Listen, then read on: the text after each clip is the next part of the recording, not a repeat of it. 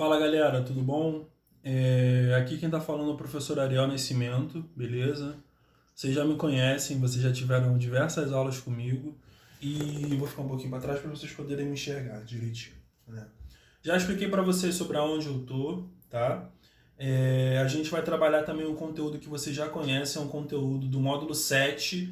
Esse conteúdo ele é um conteúdo maneiro, tá? Assim como o módulo 6 ele também é totalmente teórico, então vocês sabem que eu não estou tendo nenhuma dessa disponibilidade, né? Eu não estou com computador, eu estou fazendo uma outra perspectiva aqui de aula, né? Tentando uma outra metodologia, que eu acho que vai dar certo, porque vocês já estão acostumados com a minha forma de dar aula, tá? E eu estou percebendo também que a minha coloração fica muito bonita aqui nessa tela, né? Nessa tipo de luz, então possivelmente outras aulas gravadas serão feitas aqui nesse espaço e talvez eu consiga aprender o quadro aqui, né?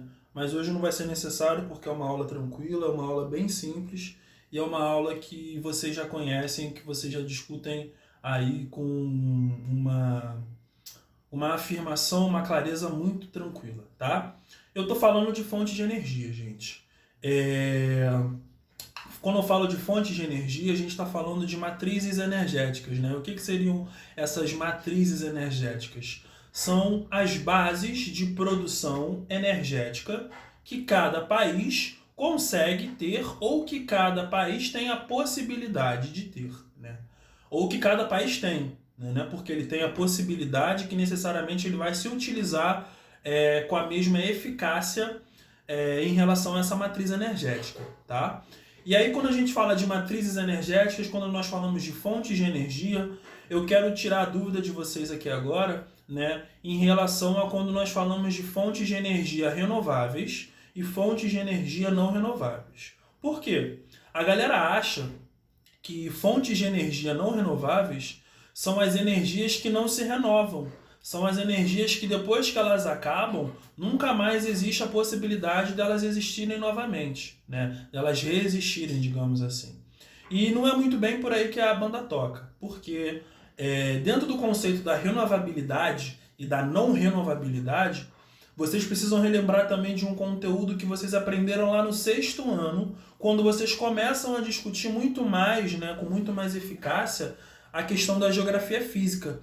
Quando vocês começam a discutir intemperismo, erosão, quando vocês começam a discutir as formas de relevo interno do planeta Terra, né, que vocês estudam dobramentos modernos, bacias sedimentares, os escudos cristalinos, que nós chamamos de crátons, enfim. Vocês precisam entender a diferença do tempo geológico para o tempo histórico, né? Porque isso está diretamente relacionado com renovabilidade e não renovabilidade das fontes de energia, né? Dessas matrizes energéticas, beleza? Por quê? As fontes de energia, a renovação da energia, ela está totalmente ligada à necessidade do tempo histórico. Só que, quando eu falo em energias não renováveis, eu estou falando da relação com o tempo geológico. Como assim, professor?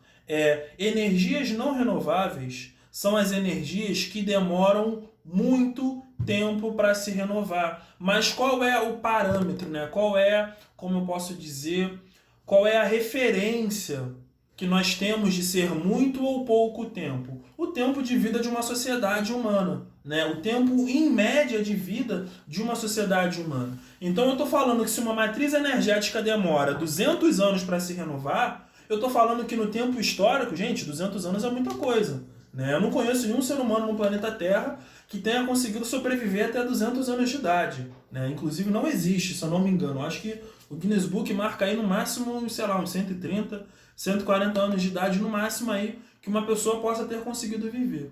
Então eu falo que 200 anos no tempo histórico é muita coisa. Muitas coisas acontecem, né? Você ter que esperar 200 anos para reutilizar novamente aquele produto, né, dentro do tempo histórico, dentro do tempo de uma sociedade humana, dentro do tempo de um ser humano, né, ele é muito tempo. Mas quando eu falo em tempo geológico, 200 anos não é nada. Tendo em vista que o planeta Terra ele foi formado, aí, geologicamente falando, há cerca aí de quase 8 bilhões de anos atrás. Vocês estudam aí nas eras geológicas, né? No período quaternário, terciário, enfim. Quais são as transformações dentro do espaço natural do planeta Terra? Então, fontes de energia renováveis são as fontes que se renovam diariamente ou são as fontes que têm um tempo de renovabilidade muito curto. Então, eu posso falar que a energia eólica é uma energia renovável. Posso falar que a energia solar é uma energia renovável. Posso falar, por exemplo, que a energia da água, né, tanto a maremotriz quanto a energia hidrelétrica são energias renováveis, que são energias que se renovam diariamente e que, se não se renovar diariamente, elas acontecem num tempo de produção, elas têm um tempo de formação e produção muito curto. É só você parar para pensar que chove aí, pelo menos no Brasil, todo dia em algum lugar do norte ou do sudeste ou no sul, está chovendo. Em algum dia, em algum momento, chove, principalmente na região norte do Brasil. Quando a gente fala ali que a massa equatorial continental, né, que é uma massa que é formada ali no norte do Amazonas, que tem uma característica de ser quente e úmida. Por que ela é quente? Ela é quente porque ela está próxima à linha do Equador.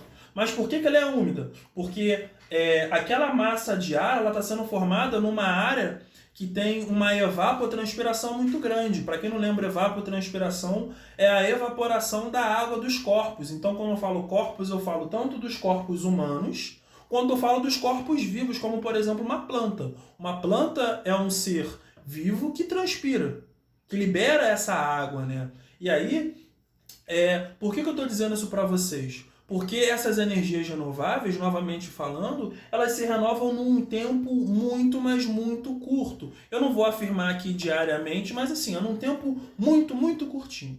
Enquanto as não renováveis, elas demoram aí um tempo muito, mas muito elevado. Então o debate não é que acaba, mas é que acaba dentro do tempo hábil de produção de vida do ser humano. Beleza? Então, já tirando essa dúvida, a gente vai entrar agora na discussão das qualidades, né, das características de cada matriz energética, entendendo que muitos países se utilizam de matrizes energéticas renováveis e muitos outros países também se utilizam de matrizes energéticas não renováveis, tá? E aí, quando a gente começa a falar de matriz energética, né, nós entendemos que a primeira matriz energética utilizada no mundo foi a matriz energética não renovável.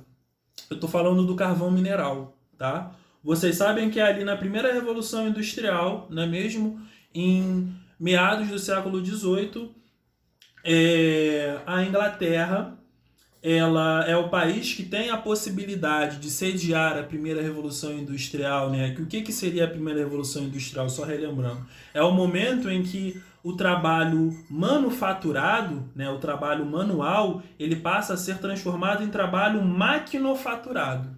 Não é que na Inglaterra não existia fábrica, indústria. Não é que na Inglaterra não existisse máquinas. A questão é que o trabalho maquinofaturado explica que agora existe um auxílio da máquina no trabalho manual. Essa é a diferença do trabalho maquinofaturado para o trabalho manufaturado. A galera acha que às vezes o trabalho maquinofaturado é o momento em que a máquina ela começa a ocupar, né,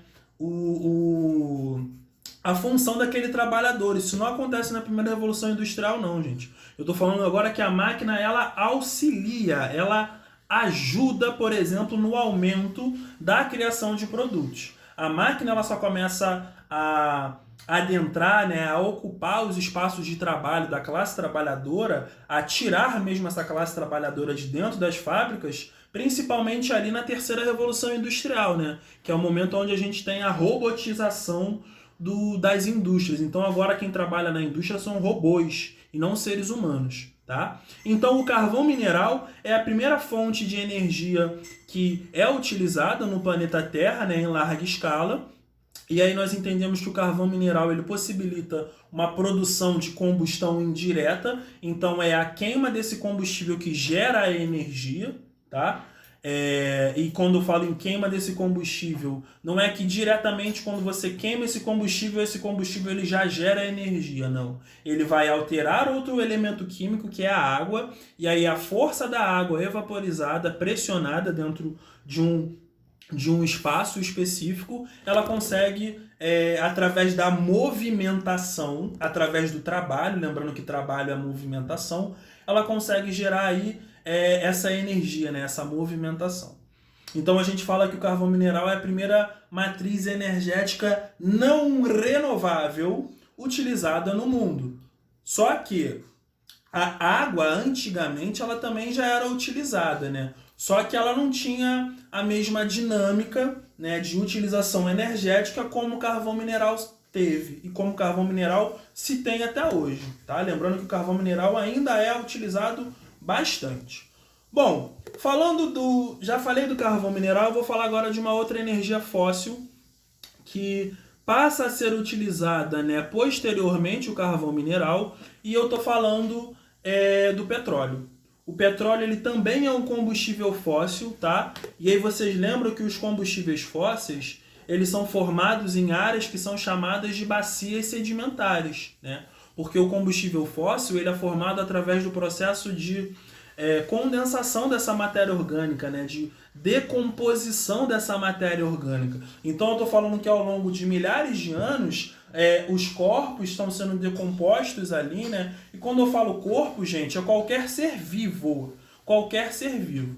Então eu estou falando que eu, professor Ariel, em algum momento quando eu chegar ao meu falecimento, né, o meu corpo ele vai entrar em decomposição. E o que o meu corpo, sim, ele vai favorecer, né, possivelmente, na transformação daquele solo, né, com nutrientes que, sim, podem influenciar na criação de combustíveis fósseis, tá? Então, de fato, o petróleo ele é um combustível que é feito através da carcaça, através aí da decomposição de vários animais. O petróleo também é um combustível não renovável e ele é um combustível que ele é utilizado principalmente, né, ali na segunda revolução industrial, ali dentro da utilização do processo fordista de produção, né? E aí vocês lembram que essa segunda revolução industrial, ela tem como característica, né, o aumento da produção industrial, ela tem como característica uma maior utilização de outras matrizes energéticas. Então, na segunda revolução industrial, a gente está utilizando o petróleo, a gente está utilizando agora a água, só que a água ela está sendo geradora da energia elétrica, estou falando das hidrelétricas, tá? E aí, falando de hidrelétricas, eu falo que a hidrelétrica ela é uma energia, né, que ela é renovável, só que ela não é limpa. E aí agora eu quero que vocês entendam qual é a diferença de energias limpas para energias sujas. Energias limpas e energias sujas são as energias que minimamente não degradam o meio ambiente, principalmente a camada de ozônio, principalmente as nossas camadas atmosféricas, né? Então, por exemplo, quando eu falo que a hidrelétrica não é uma energia limpa, eu não estou falando que a hidrelétrica ela polui 100%, né, os solos, mas ela desmata. Para você ter uma hidrelétrica é necessário que você tenha que acumular água numa área muito grande, né? E para você ter também hidrelétricas não é a vontade de Deus, não é meu Deus, agora eu tenho uma hidrelétrica, não. Só é possível se ter hidrelétricas em territórios que existem rios o quê? Rios de planalto, né? Rios que possuem as famosas quedas d'água, né? Rios de planície não são rios que são tão favoráveis assim para a construção de hidrelétricas, né? Os rios de planície eles são favoráveis principalmente para navegação. Então o Brasil hoje ele é um dos países que tem a maior disponibilidade, né, de matrizes energéticas e essas matrizes energéticas, né, são consequências geográficas dessa grande amplitude territorial que nós temos, né? Então eu falo que hoje o Brasil ele se utiliza da energia eólica, da energia solar, da energia hidrelétrica, da energia do gás natural, da energia do carvão mineral, da energia de biomassa e da energia do urânio, né? Então essas 7 energias aqui são energias que obviamente com um tamanho de uma utilização totalmente diferente, nós utilizamos no Brasil, né? E a partir de qual momento na história nós começamos a entender a importância dessas matrizes energéticas, principalmente ali, né, no período que nós chamamos de pós-Segunda Guerra Mundial, ou então no período que nós chamamos de início da Guerra Fria, né?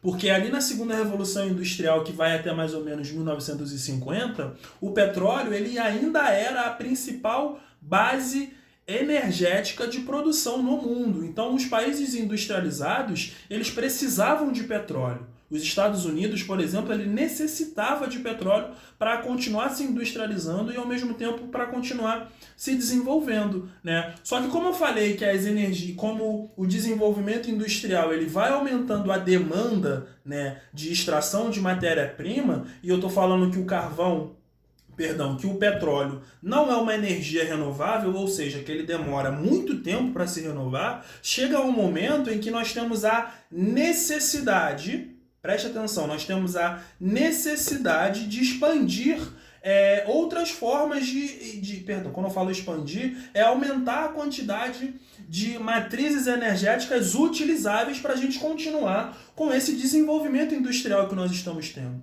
né? Então eu falo, né, que o pós-Segunda Guerra Mundial nós já temos a possibilidade da utilização de outras matrizes energéticas, como por exemplo o urânio. O urânio ele tem assim, né, ali em 45, em 46, uma utilização muito grande, mas principalmente para armas químicas, né, para bomba atômica.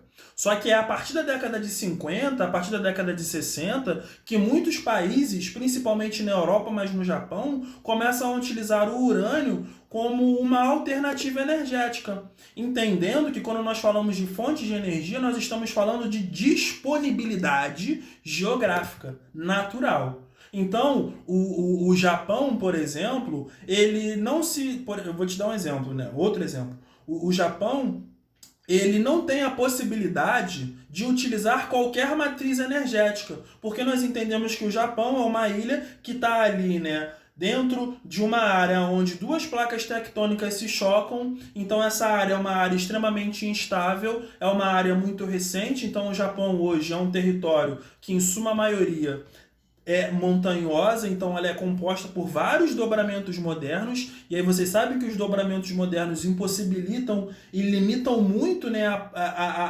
o tamanho do espaço geográfico, né, o tamanho utilizável, porque assim, não tem como você ficar morando em montanha. Lembrando que no Brasil a gente não tem montanha, a gente tem morro. Uma coisa é você morar no morro, não sei porque eu estou apontando para cá, vocês vão ver. Uma coisa é você morar no morro, outra coisa é você morar numa montanha. Montanha tem 3.000 metros de altitude no mínimo, é para cima. Então é 3.000 para cima. Quem moraria em 3.000 metros de altitude, gente? Consegue entender? Então quando a gente fala, né, muito no quesito da disponibilidade geográfica das fontes de energia, a gente está falando do que se pode e do que não se pode fazer. Então o Japão hoje ele utiliza muita energia nuclear porque ele não tem a possibilidade natural, geográfica de se utilizar, por exemplo, de energias hidrelétricas, porque ele não tem ali uma quantidade favorável de rios de planalto. Não tem. Né? Enquanto a Europa também, né, a Alemanha, a própria Dinamarca são países assim que não têm essas características naturais. Então o Brasil ele tem essa potencialidade econômica como consequência de toda essa disponibilidade natural que nós temos no nosso território. Eu falei aqui para vocês no mínimo 6 tipos de matrizes energéticas que são possíveis no Brasil e que são utilizadas. Umas muito mais do que outras, mas que são utilizadas, tá? Então, obviamente, essas energias elas têm um custo totalmente diferente, mas o benefício é esse. Então, quando eu falo de custo, eu falo de energias mais baratas ou mais caras, tanto na instalação quanto na manutenção. Então, quando eu falo, por exemplo, de energia eólica, né, a energia eólica ela é uma energia que ela é muito cara, né, a sua instalação também. Ela não é tão cara quanto uma energia solar. Eu já vou discutir energia solar. Só que ela tem uma instalação cara, mas qual é o problema da energia eólica? A energia eólica ela só é possível em áreas onde os ventos ali passam com uma força muito grande. Então a energia eólica ela só é possível em áreas litorâneas. Todos os países possuem áreas litorâneas no mundo? Não. Então não são todos os países que têm a possibilidade da utilização de uma energia limpa, não é mesmo? E renovável, que é a energia eólica, né? Quando eu falo da energia solar, eu falo que a energia solar hoje é a principal alternativa à energia hidrelétrica. Entendendo que a energia solar é uma energia que é feita através, não é mesmo, da luz solar. Só que qual é o problema da energia solar? O problema é que a energia solar ela é muito cara ao custo de instalação. A longo prazo já existem estudos, né, de que a energia solar ela é muito mais barata do que a energia hidrelétrica, do que a energia elétrica feita através das hidrelétricas, né? Porque a energia solar também é energia elétrica, tá, gente? A questão é que a energia elétrica é proveniente de uma outra matriz energética, né? Então, assim, a energia solar a longo prazo já existem estudos científicos que comprovam que ela é mais rentável. Só que o problema é a taxa de instalação. Então, para você colocar painéis solares, até mesmo, como eu posso dizer, para você reestruturar, para você abastecer uma cidade inteira, vamos pensar, quantos painéis solares seriam necessários para abastecer todo o município, não estou nem falando estado, todo o município do Rio de Janeiro. A gente precisaria de muito painel solar. E aí quando eu falo em painel solar, gente, a gente precisa de área. A gente precisa de área livre para colocar esses painéis solares. É por isso que quando você vai nos Estados Unidos, ali no Vale do Silício, né, na área que nós chamamos de área um pouquinho mais recente, onde nós temos os dobramentos modernos, onde é a área inclusive mais instável ali no oeste dos Estados Unidos, a gente percebe que a energia solar que é utilizada ali na costa oeste, ela tem ali como referência, como base, o centro, as planícies centrais dos Estados Unidos. Né? Principalmente ali na porção mais temperada ao sul, não é mesmo? Porque é uma área que tem uma grande incidência de raio solar e a planície central dos Estados Unidos, né? O grande centro dos Estados Unidos ali, é a área menos povoada. Então é a área que tem menos o quê? Habitantes ali. Então você não tem muita casa. Então você tem muito espaço de sobra ali, né? Por mais que, professor, mas não tem agricultura? Tem agricultura, mas a agricultura nos Estados Unidos ela não é latifundiária. Ela não é muito grande, com grandes espaços de terra. Ela é dividida e ela é extremamente o quê? Mecanizada. Então você não precisa de muitas áreas para produzir muita coisa. Você precisa de muita tecnologia. Esse é o ponto. Então existem muitas áreas lá que são utilizadas para captação de energia solar. Coloquem aí depois na internet, botem assim, Texas Energia Solar. Você vai ver que ali no deserto do Texas tem uma série de áreas que tem ali vários painéis com energia solar. Só que são energias que a curto prazo são muito caras, só que a longo prazo elas são muito mais baratas, né? Principalmente na lógica dessa questão da energia limpa, tá? Bom, sobre a hidrelétrica eu já falei. A maremotriz é uma energia que ela também só é possível, né, em áreas litorâneas, e é a energia feita através da força da maré, né, da subida e da diminuição da maré. O gás natural, ele está muito atrelado, né, assim como a energia de biomassa, uma energia que ela é extraída, né, através da decomposição de elementos também, da matéria orgânica, de elementos, só que não do subsolo, não necessariamente, de elementos de uma floresta. E a energia de biomassa ela tem uma quantidade muito ínfima no Brasil, né? No Brasil hoje a matriz energética mais utilizada é ainda o petróleo, depois nós temos a hidrelétrica e posteriormente nós temos o gás natural e a energia eólica, tá? E nós temos também a energia nuclear, que é uma energia que é feita através do urânio, e aí eu volto a dizer que o urânio é uma energia hoje que é considerada uma energia limpa, tá? Ela não polui, ela não degrada, ela não libera CO2 e o urânio ele é uma energia não renovável, né? Que eu estou falando de um mineral que ele é feito, né, também através de milhões e milhões e milhões e milhões de anos. Não é necessariamente um combustível fóssil, mas toda a formação mineralológica, né, ela depende muito do tempo geológico, que é o que eu já expliquei. Então o urânio é uma energia limpa porque ele não libera gases que vão intensificar o efeito estufa, né, formando o aquecimento global e intensificando o aquecimento global. Só que o problema do urânio são dois pontos. Primeiro, é uma tecnologia muito cara. No Brasil nós temos usinas nucleares aqui no Rio de Janeiro, né, Angra 1 e Angra 2. E por que que Angra foi uma área escolhida, por exemplo, para se ter essas energias nucleares? Porque Angra é uma área que, por mais que tenha uma atração turística, ela é uma área muito isolada, né? E aí, por ser uma área litorânea, não tão isolada, qualquer catástrofe em relação a essas usinas, né, seria mais tranquilo você isolar aquela área ali do que propriamente você botar uma usina nuclear dentro de um grande centro urbano. Imagina, por exemplo, a galera que tem aula comigo na Penha. Imagina se ali na Penha tivesse uma usina nuclear. Ou a galera que estuda comigo em Vilar dos Teles ou no centro. Imagina se ali no centro de São João existisse uma usina nuclear. O quanto que um acidente ia ser muito mais catastrófico caso a gente tivesse uma usina muito mais afastada ali da população urbana, não é mesmo? Então, assim, turma, quando nós falamos de fontes de energia, a gente precisa falar sobre a disponibilidade das fontes de energia, né? Disponibilidade natural. Depois a gente precisa entender a capacidade que cada país tem de reaproveitar essas fontes de energia, e é isso, essas matrizes energéticas, e aí isso vai estar atrelado, né, ao grau de desenvolvimento tecnológico, beleza? E o quanto que as matrizes energéticas ao longo da história elas são modificadas, né? Muito em função da necessidade e muito em função do debate do que tipo de desenvolvimento nós estamos levando para o planeta Terra. Então, nono ano, esse foi o módulo 7, o módulo que fala sobre fontes energéticas, matrizes energéticas. Tamo junto.